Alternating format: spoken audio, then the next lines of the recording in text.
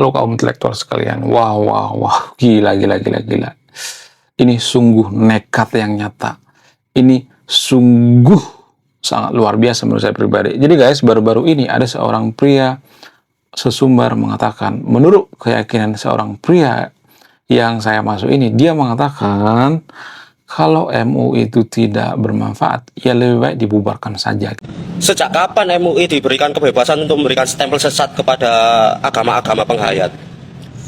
Kalau nggak bisa menjadi wadah untuk mempersatukan, ya lebih baik dibubarkan saja. Itu loh. Saya tahu kok isi-isinya orang MUI itu dari kelompok mana. Ya daripada membuat keributan itu kan. Sementara gini, orang yang disesat-sesatkan itu mencintai alam, ya kan, bukan yang merusak alam itu loh. Kalian silakan aja keras ke koruptor ya kan, daripada memberikan stempel sesat kepada yang menjaga alam dan meyakini alam itu memberikan kehidupan kepada kita itu. Gitu. Nah, yang jadi pertanyaan, apakah kalian setuju kalau MUI itu dibubarkan? Jadi guys, kalau boleh jujur, penghayat kepercayaan itu kan sebenarnya sudah mulai terancam, bukan mulai lagi, dari dulu emang terancam gitu ya. Padahal mereka kan disahkan oleh undang-undang, maksudnya disahkan oleh Mahkamah Konstitusi gitu, bukan kaleng-kaleng. Penghayat kepercayaan kepada Tuhan Yang Maha Esa itu kan bisa di KTP tanpa kita sadari. Kenapa bisa seperti itu? Apa alasannya? Alasan kok daripada orang yang mengabulkan peraturan ini adalah karena pada saat itu, saya lupa namanya ya, jaksa apa hakim atau Mahkamah Konstitusi ya saat itu pimpinan daripada Mahkamah Konstitusi itu mengatakan agama yang ada di Indonesia ini kan rata-rata kan dari luar gitu ya. Agama Kristen dari luar, agama Muslim juga dari luar.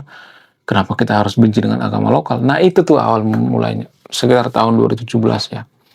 Nah itu artinya kalau mereka legal gitu ya, ngapain harus dijulitin gitu, ngapain harus dihancurkan gitu. Ini yang jadi permasalahan.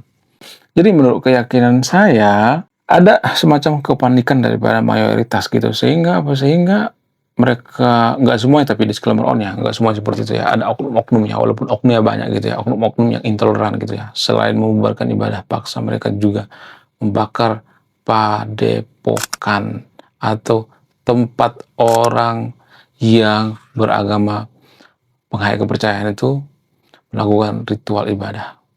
Nah, yang jadi pertanyaan, siapa sebenarnya yang sesat? Kenapa di Konoha itu, MUI itu dikit-dikit sesat ya, fatwa ini, fatwa itu sesat gitu. Apakah negara kita negara agama? Harusnya kan kalau kita negara sekuler, MUI kan nggak mungkin ada kan. Maksudnya, ya ada mungkin cuma sebatas website doang gitu ya. Nggak sampai sekuat sekarang ini gitu kalau kita negara yang memisahkan antara agama dengan negara. Tapi kan kita kan nggak mau kepikiran sejauh itu karena apa? Karena di pikiran kita tuh negara-negara barat itu jahat gitu ya. Karena negara-negara barat itu sebenarnya yang menerapkan sekularisme. Jadi bagi warga Konoha itu sekularisme itu sangat-sangat dimusuhi. Jadi kalau kita negara sekularis ya maka kejadian-kejadian seperti ini sedikit berkurang kan. Karena polisi bisa mengambil langkah yang tegas gitu. Polisi juga kan bingung kan kalau misalnya ada kasus seperti ini. Mau dibela apa gimana? Mana undang-undangnya? Kan ada undang-undangnya gitu ya. Secara eksplisit mengatakan bahwa mereka itu sesat gitu ya. Padahal mereka itu cinta dengan alam, cinta dengan lingkungan gitu. Tapi bayangkan ya, tempat ibadahnya dibakar guys. Wow. Luar biasa. Di video sebelumnya saya udah bahas ini ya. Nanti tonton di video saya sebelumnya. Di situ saya kasih lengkap. Bahkan menurut keyakinan Tempo, ini lagi-lagi kita bicara by data ya. Menurut keyakinan daripada Tempo, orang-orang yang ada di sana itu penghayat kepercayaan itu dipaksa untuk mengucapkan kalimat syahadat. Wow.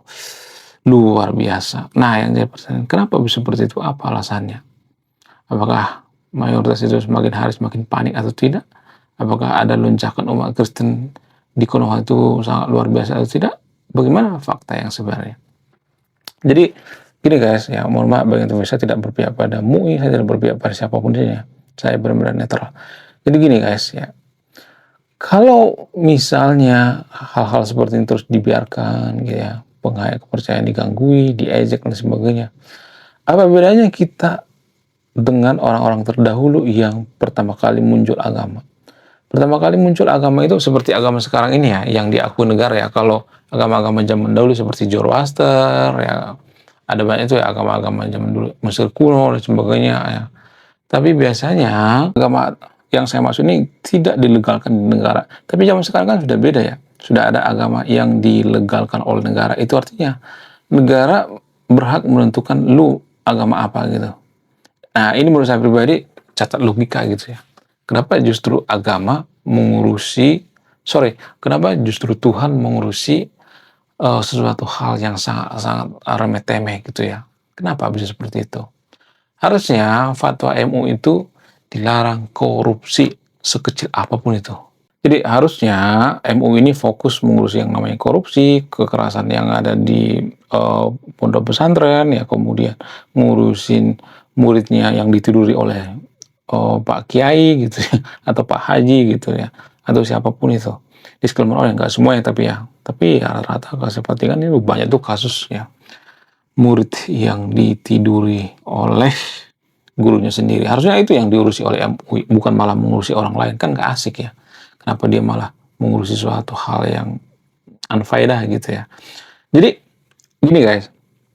Kita kan, kalau saya perhatikan itu terlalu sangat subjektif ya dalam berpikir. Kita kan menganggap bahwa agama kita yang paling benar, agama kita yang paling suci, agama lain sesat dan sebagainya. Maka, ketika ada statement seperti ini, maka kita tidak akan ada perubah gitu. Gak ada perubahan gitu. Nah, harusnya ya kita fokus pada pembangunan manusia, fokus dulu gitu ya.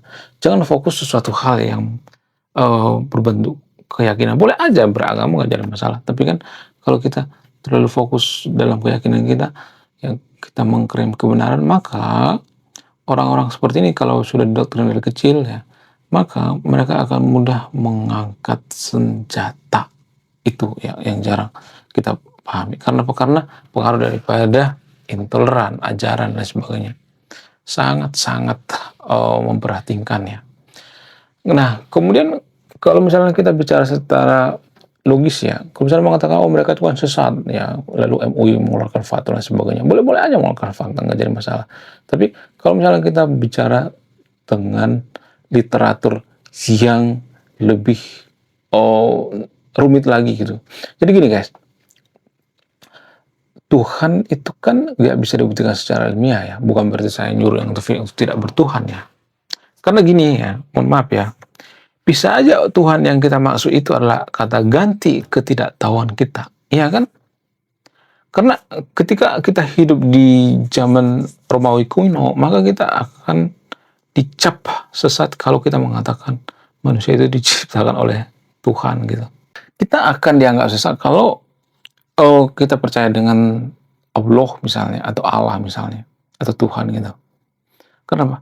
Karena pada faktanya ya pada saat itu yang berkuasa itu adalah dewa, ada dewa petir. Zaman itu kan masih sistem dewa-dewi ya.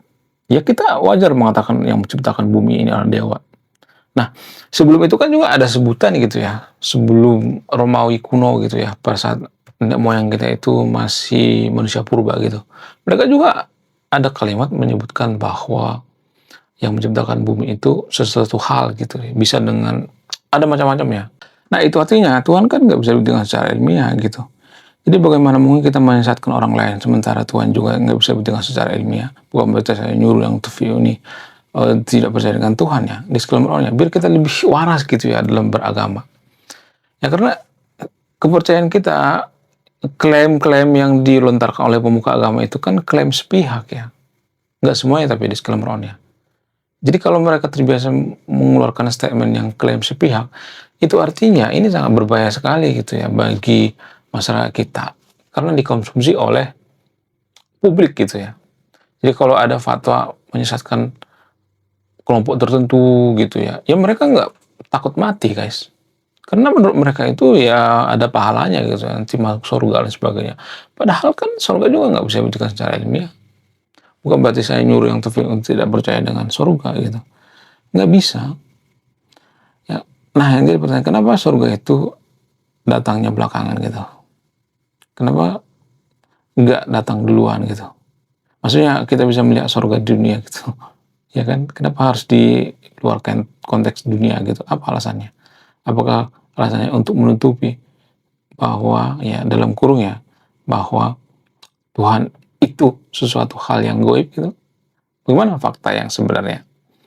Jadi silakan simpulkan sendiri ya, saya tidak akan menyimpulkan ya. Kalau saya menyimpulkan itu saya berpihak. Saya nggak mau berpihak di video ini ya. Saya benar-benar netral ya. Lu kalian gimana? Coba tulis kolom komentar ya. Jadi guys, lebih baik kita ngurusi agama kita gitu ya, ngurusin keyakinan kita gitu. Jangan membakar rumah ibadah agama lokal. Padahal mereka itu tidak sesat menurut saya pribadi, menurut keyakinan saya. Kenapa? Karena ya mereka dapat usaha dari bukan merampok gitu ya. Kenapa?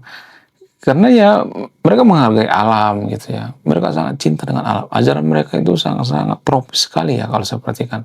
Mengurusi hal yang alamnya luar biasa gitu. Bagaimana dengan agama yang ada di Timur Tengah? Kenapa agama Timur Tengah itu tidak pernah mengurusi alam gitu? Kenapa? Apa alasannya? Kenapa lebih fokus pada sosial gitu? Apa alasannya? Alasannya itu ya karena lebih baik kita fokus pada hal-hal yang masuk akal gitu ya. Orang kepercayaan penghayat itu kan nggak kriminal gitu, nggak melakukan kejahatan, ya biasa aja. Kalau misalnya ada mengatakan ada kok yang melakukan kejahatan, satu orang misalnya, satu biji misalnya, ya udah gitu ya, orangnya aja yang proses, jangan semuanya gitu menyesatkan gitu, jangan bawa-bawa agama gitu. Lagian kalau saya perhatikan, kalau ada orang yang mempersekusi rumah ibadah orang lain untuk membakar itu biasanya rame-rame, nggak pernah sendirian gitu. Itu yang saya herankan. Kalau sudah banyak, maka mereka akan berani. Tapi kalau sedikit mereka nggak berani. Agama apa yang saya maksud? Saya tidak akan memberikan kesimpulan. Silahkan tuliskan di kolom komentar. Belum kita lanjut. Jadi guys, kemarin ada yang nanya, lu apa sih kontribusinya bagi negara ini? Lu cuma ngebacot doang, nggak ada kontribusi. Nah, kontribusi saya ini guys ya. Saya nulis buku. Riset saya ini bertahun-tahun guys, kurang lebih 5 tahun. Jadi biaya yang saya keluarkan untuk riset buku ini puluhan juta. Namun, saya jual buku ini di bawah 100.000. Gambaran daripada buku ini tentang sisi gelap daripada pemuka agama yang ada di Konoha. Bercerita tentang culture, sisi-sisi gelap politisi, ya, dan lain sebagainya.